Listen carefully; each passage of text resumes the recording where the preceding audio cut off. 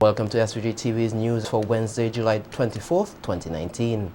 I am Barvin Oliver with the details. The Office of the Director of Public Prosecutions is now under one umbrella body called the National Prosecution Service, which was officially launched today at the House of Assembly. The National Prosecution Service is mandated to work along with all Vincentians to promote human rights, peace, justice, and the rule of law. Larissa Puggs-the-Kid tells us more in this report. Launched under the theme, Speak Up, It Can Be You, head of the National Prosecution Service is encouraging witnesses to share personal encounters and accurate knowledge and unleash power to ensure justice is served in every court case. The National Prosecution Service has a staff of 23 persons and is made up of lawyers, police officers and other persons from the Judiciary. It will be headed by Deputy Director of Public Prosecutions, Acting Sujela McDowell. Speaking at the ceremonial launch this morning, McDowell appealed to all to make use of the services of the NPS. You are our clientele, you the people. For crime is no respecter of person, and as unpleasant the truth is, it can be you. You can be a victim, and as a victim and a witness of a criminal offense, you are our business. The NPS was conceptualized 10 years ago, but it was in 2015 that the DPP commenced working together with the RSVG police force to work on prosecutorial matters, and earlier this year the entity was formalized.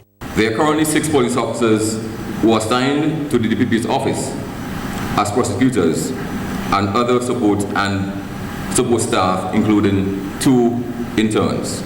Speaking at the launch on behalf of Leader of the Opposition, Dr. Godwin Friday, Senator K. Bacchus-Batiste welcomed the NPS and said it is their hope that prosecutions are upheld according to law, noting that the DPP still has the final say in special court matters.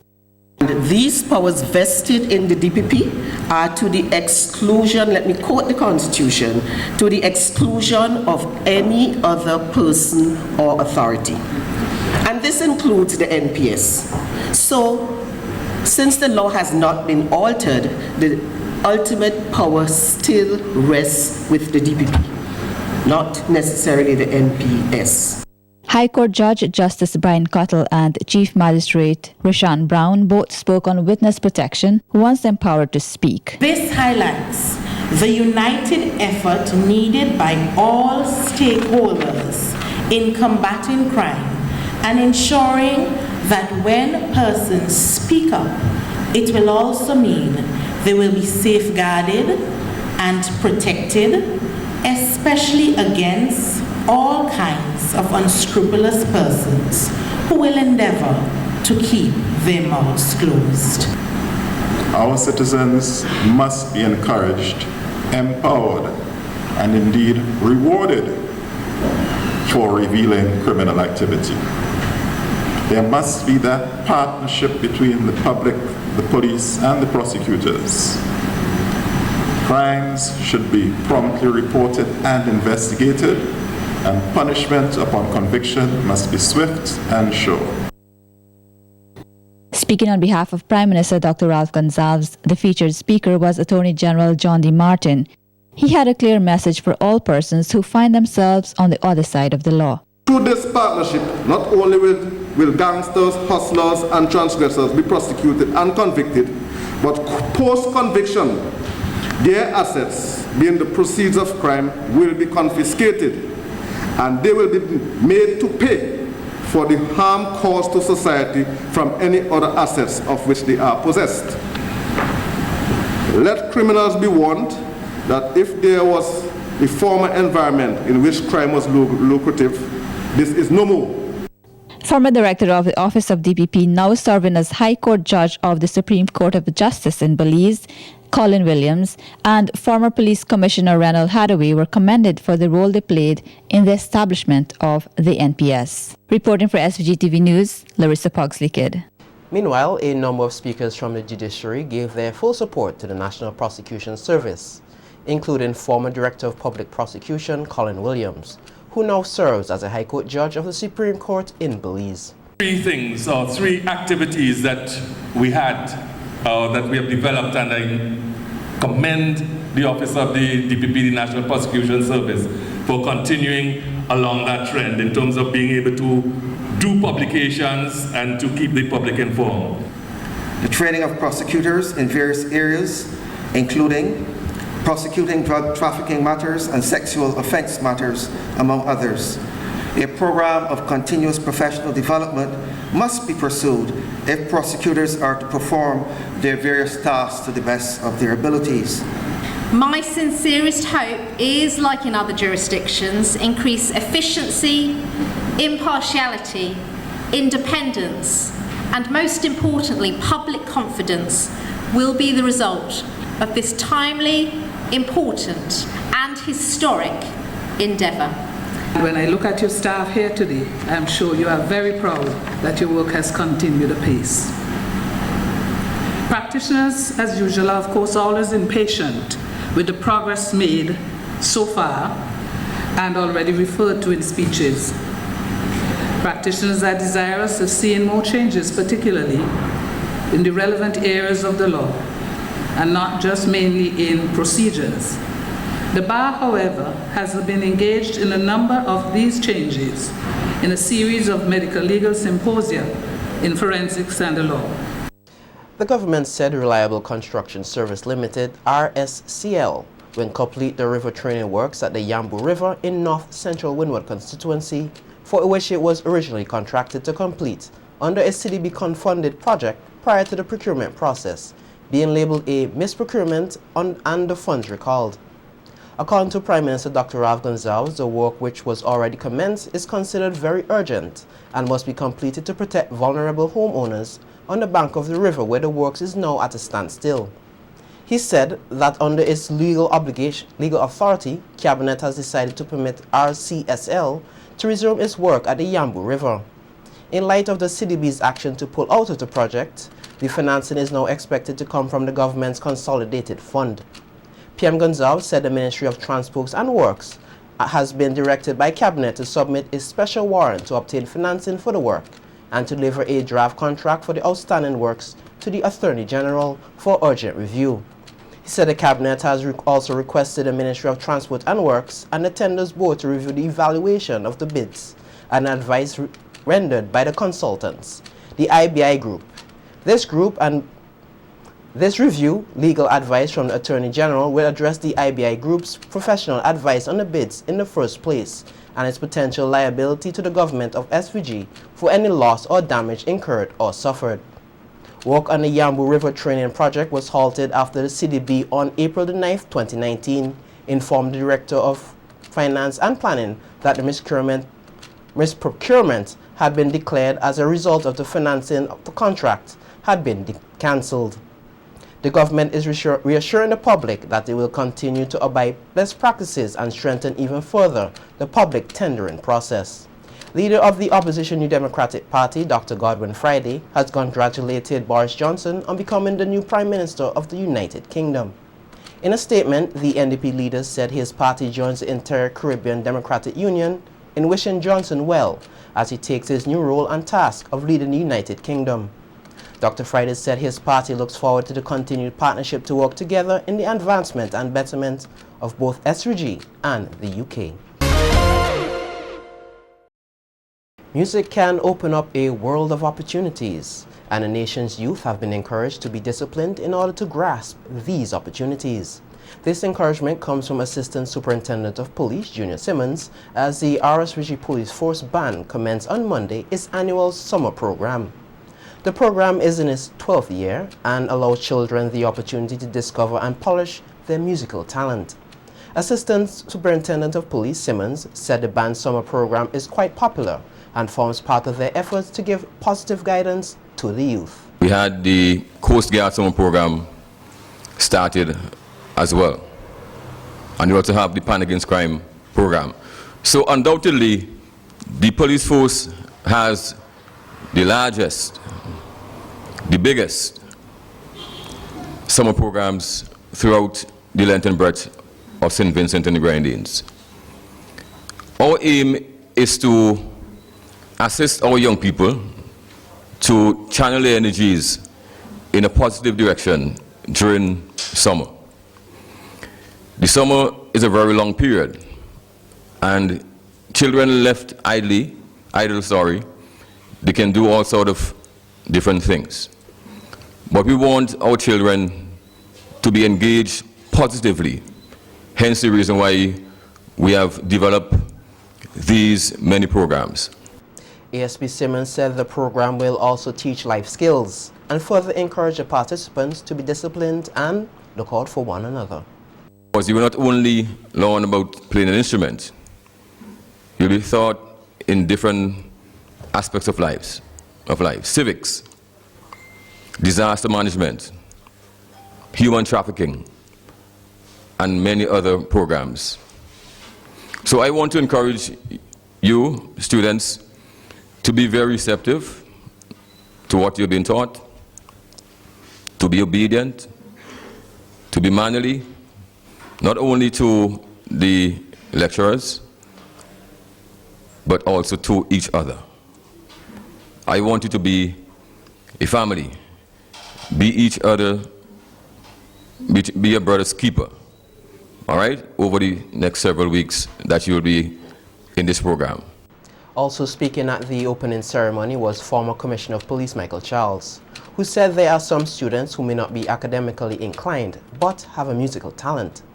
He provided some examples to illustrate how music can transform lives. Trombone, the saxophone, sorry. And with that music, she started to excel. Today, she's a constable in the Royal St. Vincent and the Grenadines Police Force. This is what the police band can do for you. I know of another student. He is a former member of the summer program, Gamal Skerritt. And right now he's one of the leading alto saxophonists in St. Vincent and the Grenadines. Started here at the summer program. There are two children I know for Miss Prescott who work at police headquarters, and they started the summer program here. And right now they're controlling the church at Sand Hill. They play the musical instrument, a boy and a girl. And it all started here at the police summer program. So parents, I urge you, take this seriously. The Amnesty organization, which was founded by Kenroy Cruikshank with the vision to assist persons in need in SVG, will host their second gospel concert, Arise the Takeover, this Friday at the Russell's Auditorium. Public Relations Officer for the organization, Kamisha Welcome, said that the main objectives of Friday's concert is to raise funds to assist more persons with medical expenses and also to minister the gospel of Jesus to patrons. She is invited the general public to support the concert, which will see performances from both local and international gospel artists. It is a gospel concert, so another aim of ours also is not just only to assist persons with problems that they might have, but we have a desire to see young people, we have a desire to see the nation of St. Vincent and the Grenadines, get back to that place where they recognize, Jesus as their Lord and Savior of their life. So that is basically, that is also one of our main aims as well, to reach, young people, to reach as much people as we can through music and the gospel. Performances, we have quite a few performances that will be taking place. We have our local artists, so we have our very own from St. Vincent, and one of them is here with me today. Stacey Little is here with me. So we have Stacey Little, we have Kewama Edwards, we have Fenton Harry, we have KLT, which is a dance group, and then we have our regional artists, which we have 3 regional artists, Gerard Nurse, Blessed Messenger, and Samuel Meadows from Guyana, and the other 2 are from Trinidad. Welcome said they are hoping to get a very large audience, which will include Christians, non-Christians, and persons from different cultural and religious backgrounds. Everyone to turn out. It's not just for Christians, because we have the Christians already, but we need more persons who are not saved. So we're looking at our audience is not only just the saved, but also the unsaved. So we're looking at young people, we're looking at middle age, we're looking at older. We're not discriminating against anyone. We want everyone to turn out to the concert on the 26th. Well, we're looking at Well, we know for sure because right now we have right now taking place in St. Vincent and the Grenadines is a camp called Youth Fest that happens every 2 years in a different Caribbean country. So currently we have about 2 to probably 250 campers here with young people from across the Caribbean. So we know for sure that we have that audience because they would be there.